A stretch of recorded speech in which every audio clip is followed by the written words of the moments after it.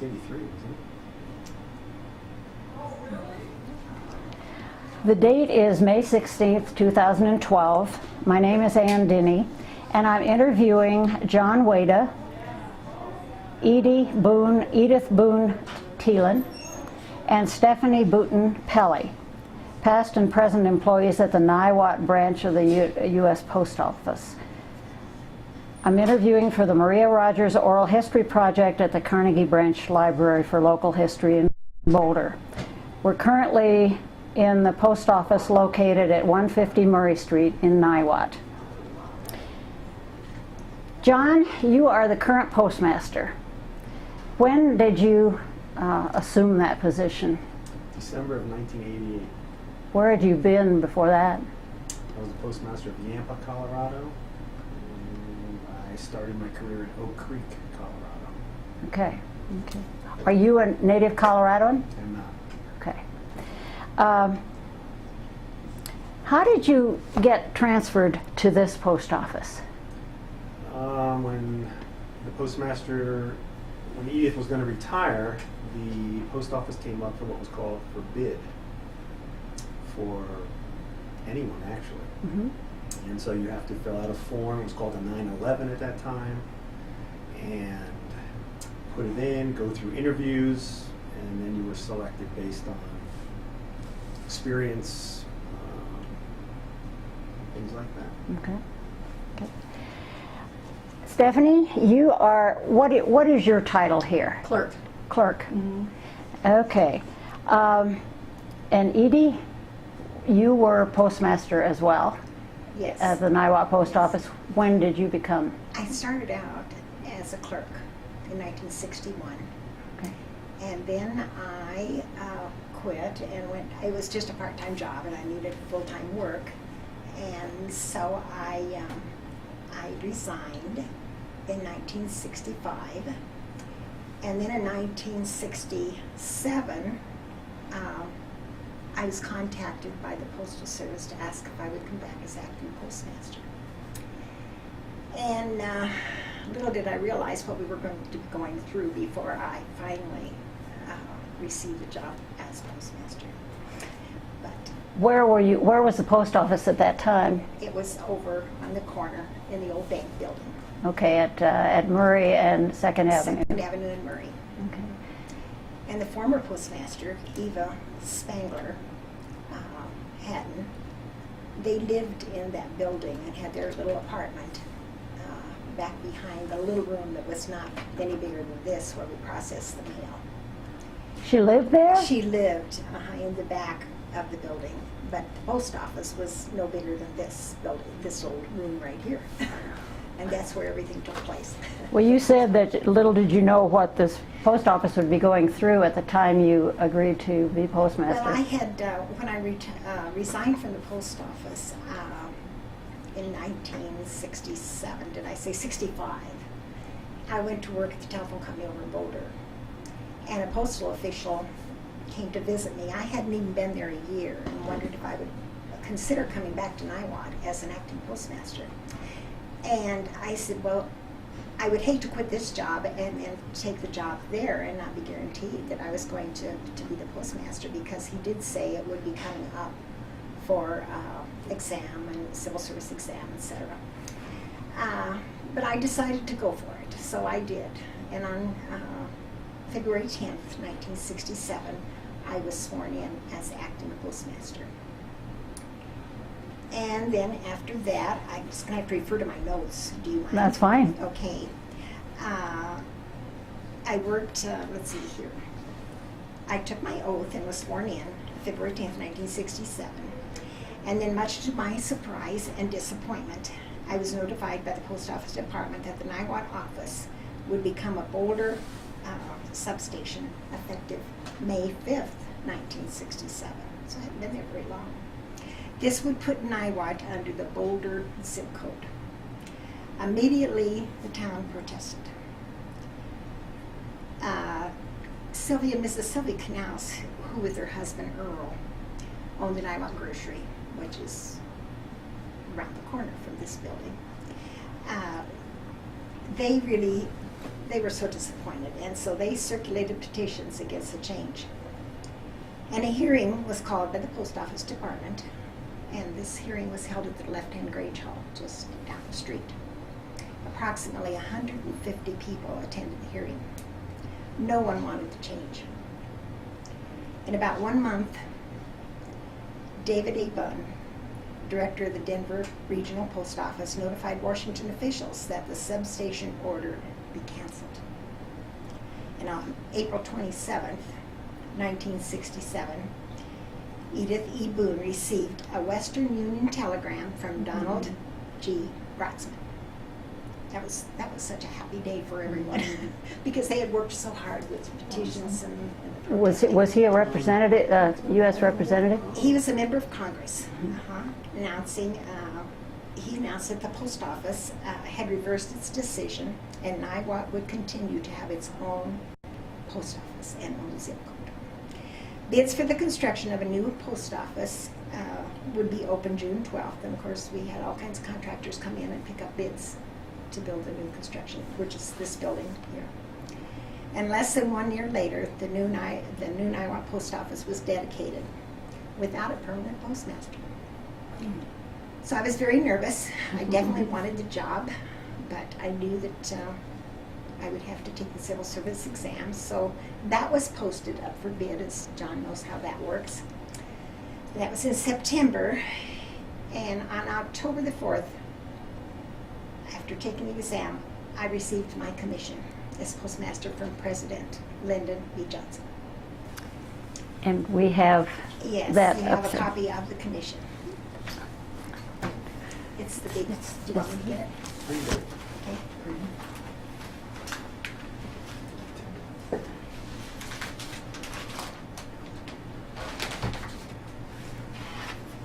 Okay. Okay. We'll have to get it It's so pretty it's, dusty. well, it's going to have a Is it reflection too, I Is it? think. Yeah. I don't know, maybe we could You want even me to take it hold out it of there. I closer? guess I haven't had it out of it.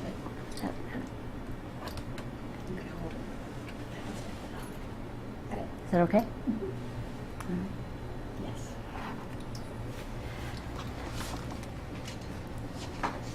Well, Stephanie, when you became a clerk, what did you have to do to be an employee of the U.S. Postal Service? I had to take the civil service test as well.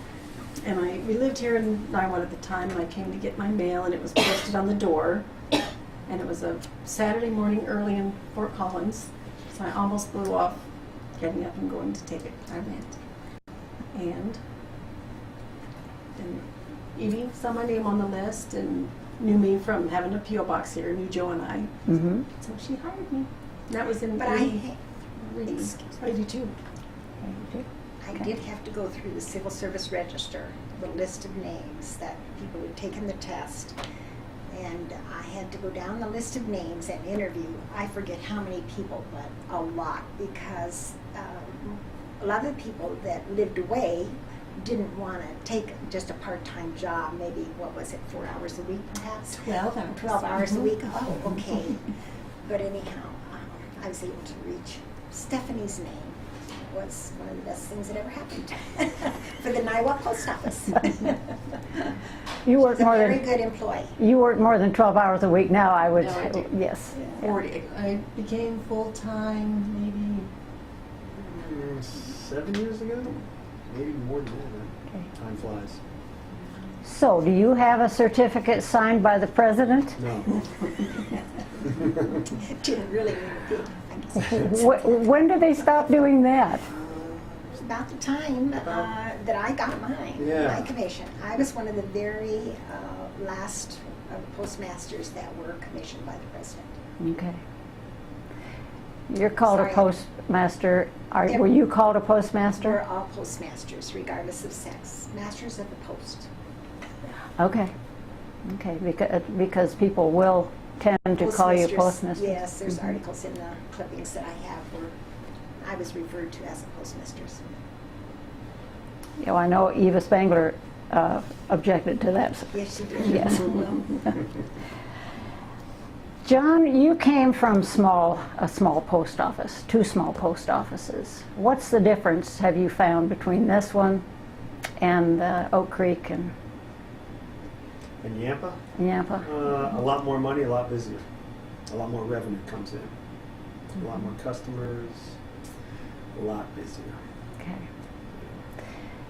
Speaking of revenue, how much revenue was being taken in by the post office when you started? In 1967, a little over $5,000. That's an annual? That was an annual revenue. Okay. And how many post office boxes did we save? Oh, gosh. It seemed to me, if I remember right, there were 60-some over at the old building. Okay. Well, at the time, 270 were rented in 78. 75. 1975.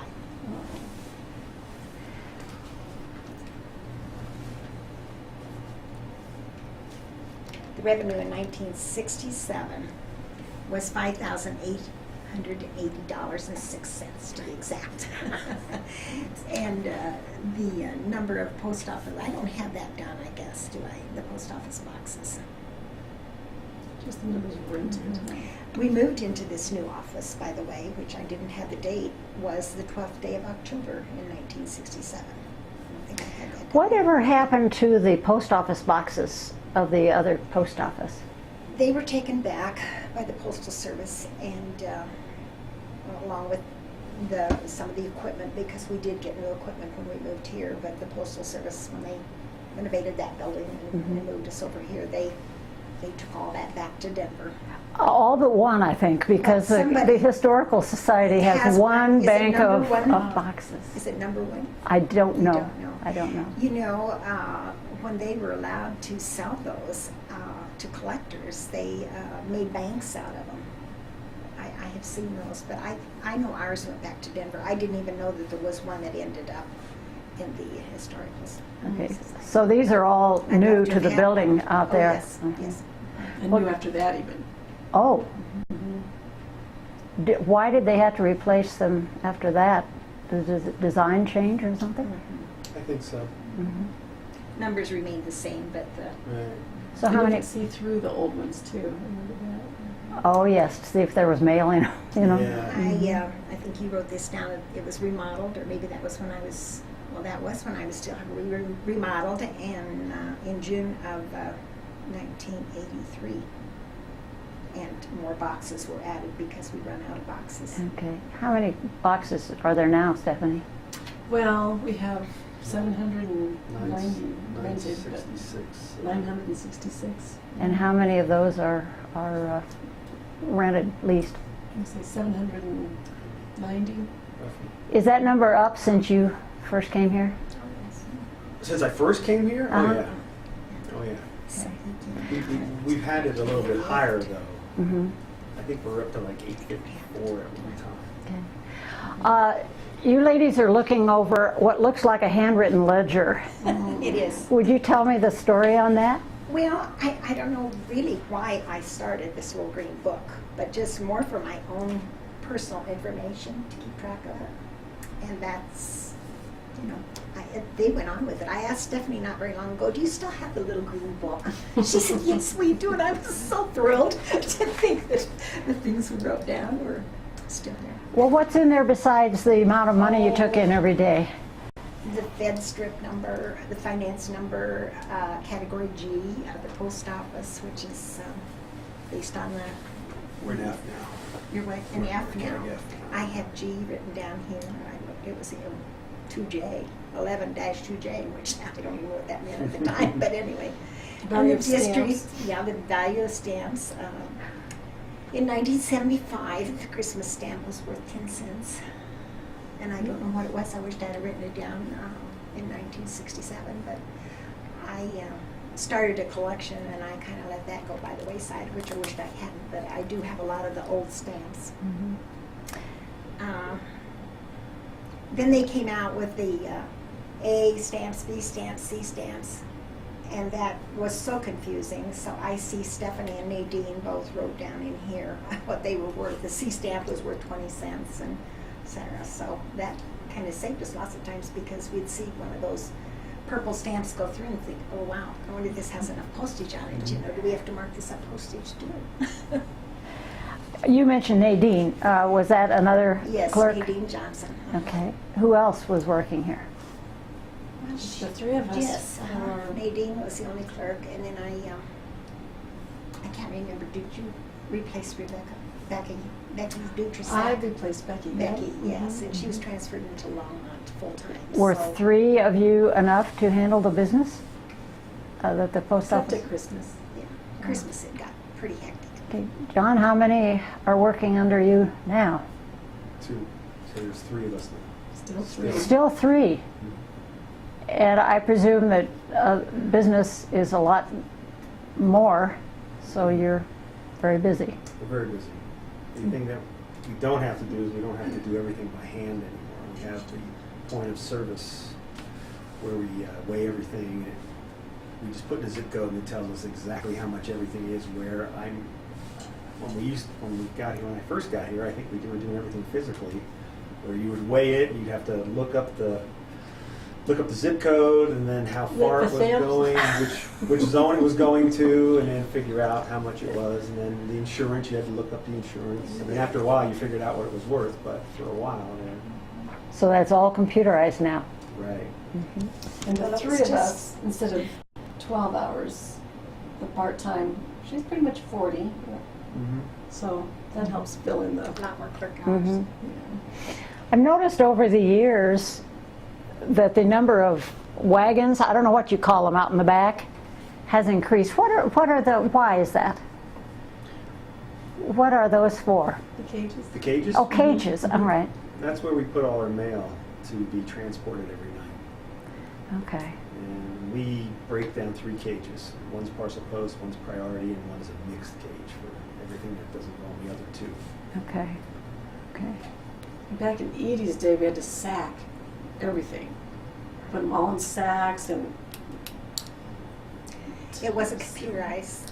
Nothing was computerized. In fact, I contracted the gentlemen to come and revise this countertop for the computers, and that was one reason I wanted out of here.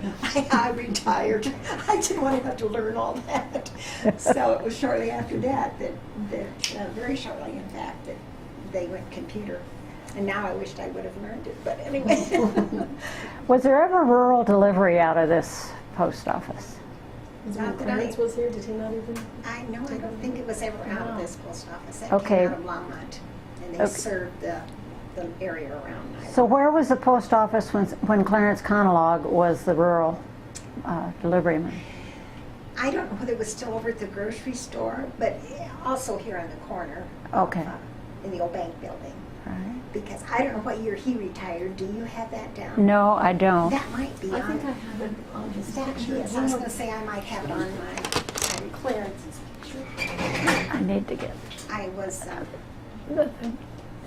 two pictures. Just- On the back.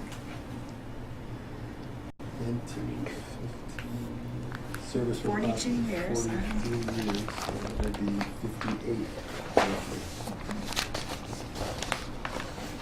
I'm glad you got that information. If you could hold that up, Edie, and explain that photograph. This is a photograph of Clarence Conolog, who served the rural area, and I don't know how big his route was, but I do know that when I lived on the farm out west of Niwot here at the foot of Haystack Mountain, he was our rural carrier. And what a nice man. He had kind of a gruff way about him, but he had a heart of gold.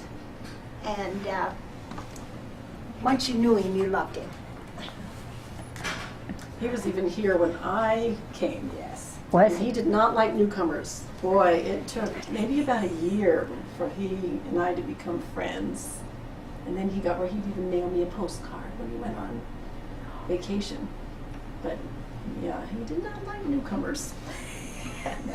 I was telling Ann that shortly after I came in as acting postmaster in the spring of the year when old-fashioned squash and sweet peas were blooming. Well, he brought this bouquet, gorgeous and smelled wonderful, in and come in and just kind of plunked it down on the counter. And I looked at him and I said, well, who are these for? Well, who do you think? He says. Oh. But that touched my heart and I've never forgotten it. Were people mailing and receiving large packages back when you were postmaster? No, the little scale, it's like people use in their homes for canning, etc.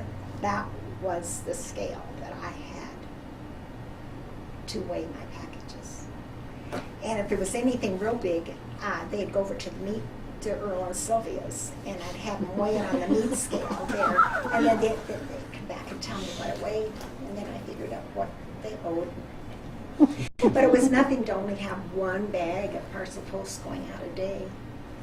And then when I retired, as Stephanie well remembers, we did not hardly have room for one more sack of mail in the back room to go out. And all hand work. We didn't even have a very good dolly to Well, I always thought that people got their chicks, their spring chicks, through the post office. Did Still you? do. Bobby Bowman, Mm-hmm. who was always in Naomi Tilbury, always received their baby chicks in the spring. And Tom Theobald, does he still have a box here? Mm-hmm. He got bees many times. Does he still get bees? I haven't seen his bees Not for a lately, while. not for a few years. Mhm. But when I'd unlock that door in the morning and hear those little baby chicks, first thing I would do was go call Bobby Lohman and say, your chicks are here.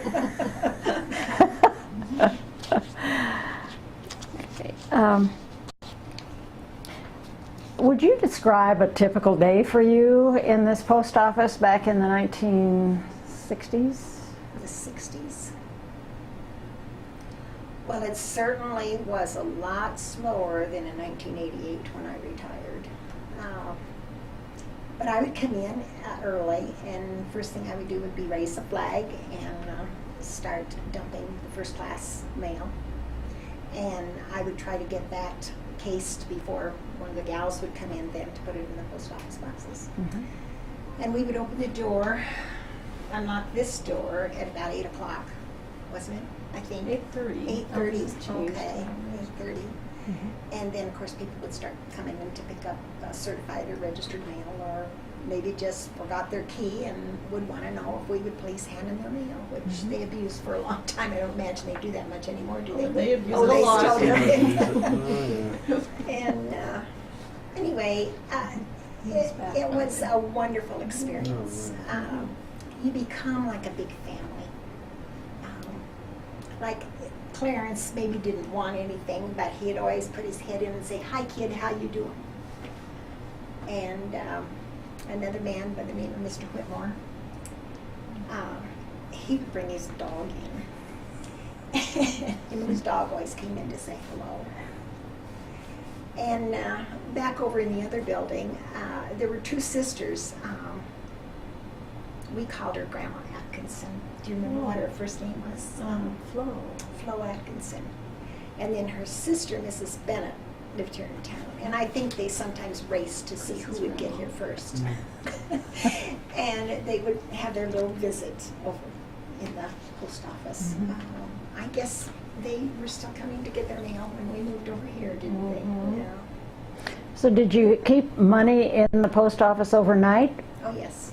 We had the safe prior to moving into this building. They finally got a safe over there. Of course, when we were in the other building, Mrs. Haddon had her apartment in the back, and they had an old vault because it was a bank. And so she would, I'm sure, keep the stamp stock and the money in the vault. I don't remember that, and I should, but I don't. But anyway, I do know that we finally got a safe. And the day that we moved that post office into this, they came up from Denver, but I escorted them with the safe and all the stamp stock and the money from that building here.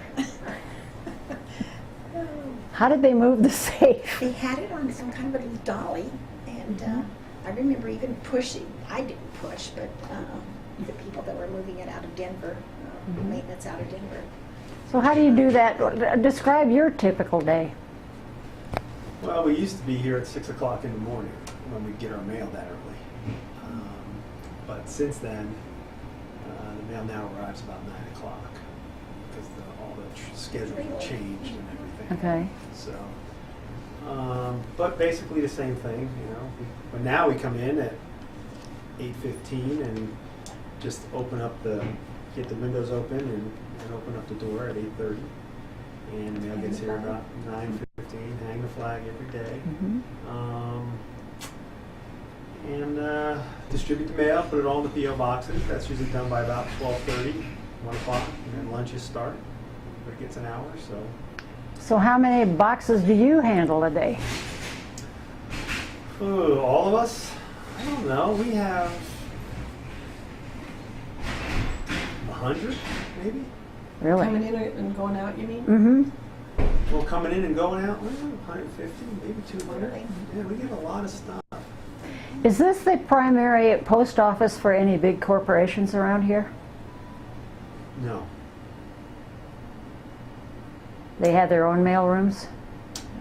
No, because IBM is like out of Boulder, so Boulder would pick up their mail if a carrier goes out there. And since Longmont has all the rural routes, which are all the residences around me, they would pick up whatever's there. But we don't really have a large mailer coming in, dropping I a think ton they of would stuff like off. to, like Crocs would like to, but we don't have the room. Yeah, we don't have the room either. We have a very small foyer back there. And if we can't, in fact, we can only get 5 cages? We can only get 5 cages in there. So if we have more than 5 cages, somebody has to sit until the truck driver So right shows up. now. Okay. Should one of you be out there? No. With, okay. No. As long as we can get the cages in there, it's not a problem. But when we can't get them all in there, we have to wait because he has to take all the cages out at night. I see. Well, the mail can't sit here overnight. Mm-hmm. So. Do you, well, you said that you left the money in the post office overnight. Did you ever have a break-in? Well, we had a deposit that we had to send in registered mail every night to Oh. Longmont because Longmont was our sectional center. Are they still? Does it work that way? Well, we would make a deposit by registered mail every night. Is that still the way you do it? That's still the way we do it. We have about $300 in cash in here. And $100 in each drawer. We have 3 drawers. Have you ever been broken into? Yes. This door right here. They smashed this window right here. And somebody walked in at that time. And so whoever hit it took off. Wow. So since then there's been some kind of stronger glass we had put in all the windows. And we have bars on the ones in the back here that are against the other building where you can't see. And we have outside lights put up. But we haven't had any trouble since that. And that was a long time ago. 1992, 93. I'd say it was that long ago. Well, that's good.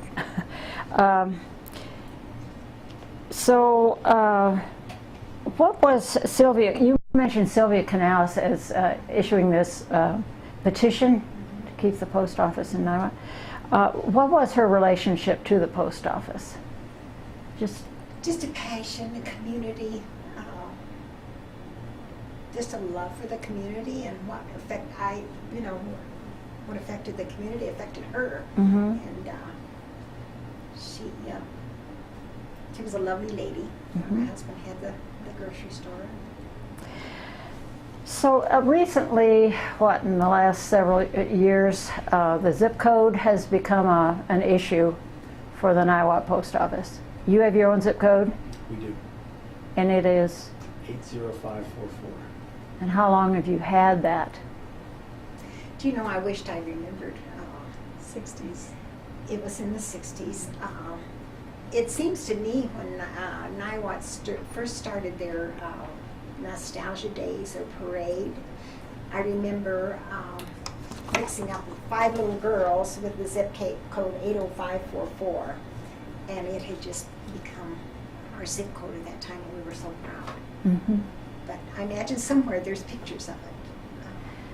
Stephanie, can you explain to me how this system of mail delivery in Niwot works with the post office boxes and The street. delivery coming out of Longmont and so on? So if you live in the small little town of Niwot, there's absolutely no mail delivery to you. You have to have a post office box, of which you are given a free box because you receive no mail delivery to your home. Then the outlying subdivisions and streets, they all receive their mail from Longmont, even though they live in Niwot. But we just don't have room or money or anything else for carriers out of the Niwot post office, which the people here would love to have Niwot be their own little post office and use our zip code, but it will just never happen. I don't think we don't have enough room here to even expand, because then the truck wouldn't be able to get in. And they came out one time and looked at the whole thing, and about us getting the routes and all of that, but there's just no room. I mean, they thought about putting a little building out back where they could put all the carriers, but when the guy went back there and looked for transportation, he said, no way. There's no way we're going to be able to get a truck in and out of here if you do that. So then they even thought about possibly looking for land, but it really never really got that far. I mean, they came and looked, and then they said the heck with it, and they said, look, we're delivering the mail for everybody.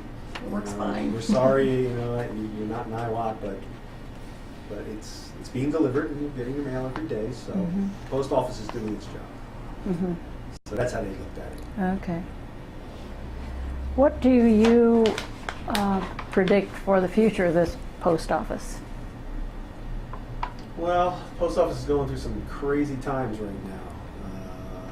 We're losing, I don't know, $3 billion a day, maybe? Maybe not a day, but close. It's some ungodly amount of money. I don't know. Our revenue keeps us pretty busy. I really think that as long as the post office is around, and as long as the government has their hand in us, I think we're going to be okay. Now, there may not be a sitting postmaster here. There's always a possibility of that when I retire. They could end up having Niwot still be the same building, the same zip code, P.O. boxes, and they could have possibly a clerk running the show, coming in and doing the work and taking the packages in and everything, selling the stamps. And it would be possibly looked over by maybe Longmont or Boulder, kind of like what was going to happen back in the day when they put it off. But that's a very good possibility. They've talked about that. They've changed one of the books in Washington, and I can't quote what it is, but basically it now says a post office does not have to be run by a postmaster. So something to that effect. I can't remember exactly, but they did change that, and that was just, I want to say last year they changed that rule. So I don't know. I think the post office will be here, and I think as long as the post office exists, but whether there'll be a sitting postmaster or not, I don't know. I don't know. What is your revenue now? It was $1,200,000 last year. That's impressive. That's quite a bit of money. So we do okay. I mean, the post office is looking at, and the post office wasn't set up for this, but now it's become a business. If you don't make money, they're looking at you to try to shut you down or try to get it so that they're not losing so much money. So when you're not making money enough to cover your bills anyway, they're really taking a hard look at you. In fact, just last week, it came out where offices that did not have, I believe it was over 5.75 hours of what's called clerk work they are all going to be downgraded to 2, 4, and 6-hour offices.